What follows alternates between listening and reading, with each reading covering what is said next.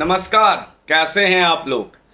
मेरे शॉर्ट्स को आप लोग देख रहे होंगे, लेकिन आज जो मैं वीडियो विश्लेषण कर रहा हूं, इस बात को समझिए कि पार्लियामेंट क्यों नहीं चल रही थी। और आज गृह मंत्री जी ने जिस तरह से मणिपुर पे आंकड़े रखे हैं, तथ्य रखे हैं, यही तो शुरू से सरकार कह रही थी कि जो गृह मंत्री हैं वो नोडल ऑफिसर रहेंगे, होते हैं, वो चर्चा पे भाग लेंगे संसद में मणिपुर में।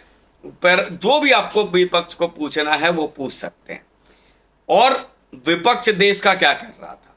देश का विपक्ष कर रहा था प्रधानमंत्री आए बोले फिर संसद चलने देंगे, प्रधानमंत्री आए बोले फिर संसद चलने देंगे, और संसद नहीं चल रही। वर्ष कई दिन चले जब से मानसून सत्र शुरू हुआ था, संसद नहीं चल पा रहा था, रोज विद्रोह, कुछ ना कुछ बवाल। और ये बवाल का जो परिणाम ये था कि कई ऐसे महत्वपूर्ण बिल जो देश की प्रगति के लिए होते हैं, तरक्की के लिए होते हैं, ऐसे कई बिलों को रोक दिया गया, पास ही नहीं हो पाए संसद में। तो क्या ये षड्यंत्र है? मैं सीधा सीधा पूछता हूं, क्या ये षड्यंत्र है?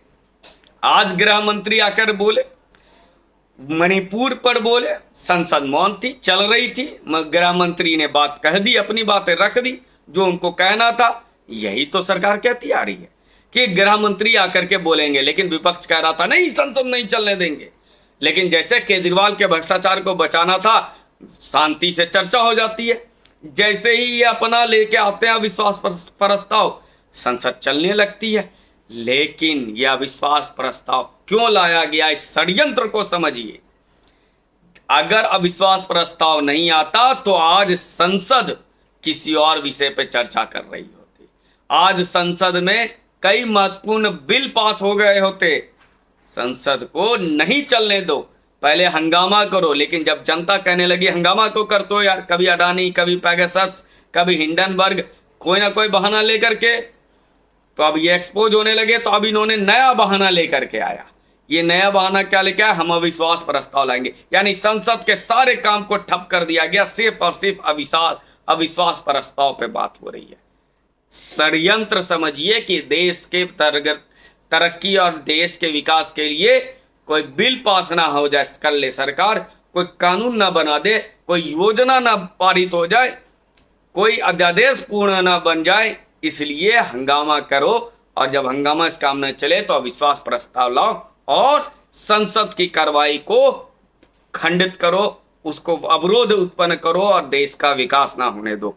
ये षड्यंत्र भारत के खिलाफ चल रहा है और हम इस बात को समझ ही नहीं पा रहे हैं। हमें लगता है कि हमारे लिए संसद में हंगामा हो रहा है।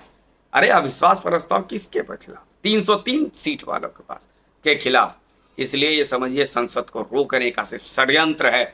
यदि आपको लगता है कि ऐसे षड्यंत्रकारियों को जवाब देना चाहिए तो आप लोग भी इस वीडियो को दूसरों तक पहुंचाइए, जो लोग कहते हैं अविश्वास प्रस्ताव देश हित में। उम्मीद करता हूं आप ऐसा करेंगे। धन्यवाद।